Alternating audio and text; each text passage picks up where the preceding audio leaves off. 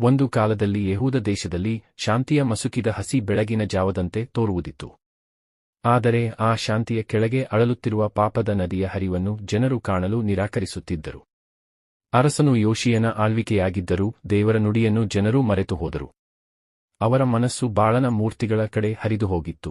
ದೇವರ ದಾರಿಯು ಅವರಿಗೊಂದು ದೂರದ ನೆನಪಾಗಿ ಮಾತ್ರ ಉಳಿದಿತ್ತು. ಆ ಸಮಯದಲ್ಲಿ ದೇವರು ತನ್ನ ಭಕ್ತನಾದ ಚೆಫನ್ಯನಿಗೆ ನುಡಿದರು. ಆ ನುಡಿಯಲ್ಲಿ ದೇವರ ರೋಷ, ನ್ಯಾಯ ಮತ್ತು ಬೆದರಿಕೆಯ ಶಬ್ದಗಳು ಮೇಳೈಸಿದ್ದವು. ಚೆಫನ್ಯನು ತನ್ನ ಪ್ರವಾದನೆಂದು ಜನರ ಮುಂದೆ ನಿಂತು ಹೇಳಿದರು, ಯೆಹೋವನು ಹೇಳುತ್ತಾನೆ, ಭೂಮಿಯ ಮೇಲೆ ಇರುವ ಪ್ರತಿಯೊಂದು ಜೀವಿಯನ್ನೂ, ಪಕ್ಷಿಗಳನ್ನೂ, ಮೀನುಗಳನ್ನೂ ಸಹ ಅಳಿಸಿ ಬಿಡುವೆನು.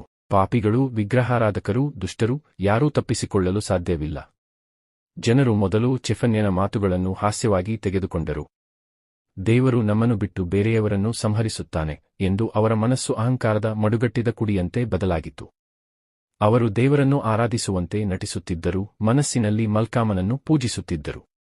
ಆದರೆ ದೇವರ ದೃಷ್ಟಿಯಿಂದ ಯಾವ ನಾಟಕವೂ ಮುಚ್ಚಿದ ಪರದೆಯ ಹಿಂದೆ ತಾಜಾ ಇರಲಿಲ್ಲ. ದೇವರು ಹೇಳಿದರು, ನಾನು ದೀಪಗಳನ್ನು ಹಿಡಿದು ಎಲ್ಲಾ ಮನೆಯನ್ನು ಹುಡುಕುವೆನು. ಎಲ್ಲಿ ನನ್ನನ್ನು ನಂಬದೆ ಮಡಿಯಲ್ಲಿ ಕುಳಿತವರು ಇದ್ದಾರೆ, ಅವರು ನನ್ನ ನ್ಯಾಯದಿಂದ ತಪ್ಪಿಸಲಾರರು.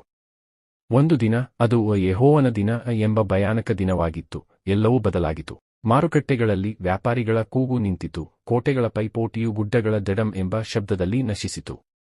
ಜನರ ಚಿತ್ತಗಳಲ್ಲಿ ಅಂದು ಬರುವ ದಿನ ಎಂದರೆ ಕೇವಲ ಭವಿಷ್ಯವೆಂದು ಕಲ್ಪಿಸಿದ್ದರು.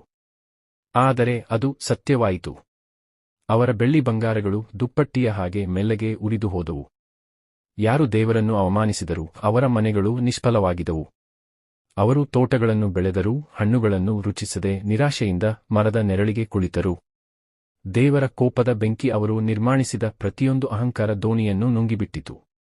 ಚೆಫನ್ಯನು ಕೆಳಗಿನಂತೆ ತಮ್ಮ ಉಪಸಂಹಾರ ಮಾಡಿದರು. ಯೆಹೋವನು ತಾಳ್ಮೆಯಿಂದ ನಿರೀಕ್ಷಿಸುತ್ತಾರೆ, ಆದರೆ ಅವರು ನ್ಯಾಯವಂತರೂ ಹೌದು. ಇಂದು ನಿಮ್ಮ ಹೃದಯಗಳನ್ನು ತಿರುಗಿಸಿ ಅವರ ದಯೆಯ ಕಡೆಗೆ ಮುಖ ಮಾಡಿರಿ. ಯಾಕೆಂದರೆ ನಾಳೆ ಯೆಹೋವನ ದಿನ ಆಗಬಹುದು.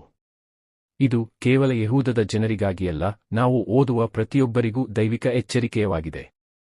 ದೇವರ ದಯೆ ಆಮಂತ್ರಣದಂತೆ ಕಾದಿದೆ, ಆದರೆ ನಾವು ಅದನ್ನು ತಿರಸ್ಕರಿಸಿದರೆ ನ್ಯಾಯದ ತೂಕ ಅಟಳವಾಗಿ ಬೀಳುತ್ತದೆ.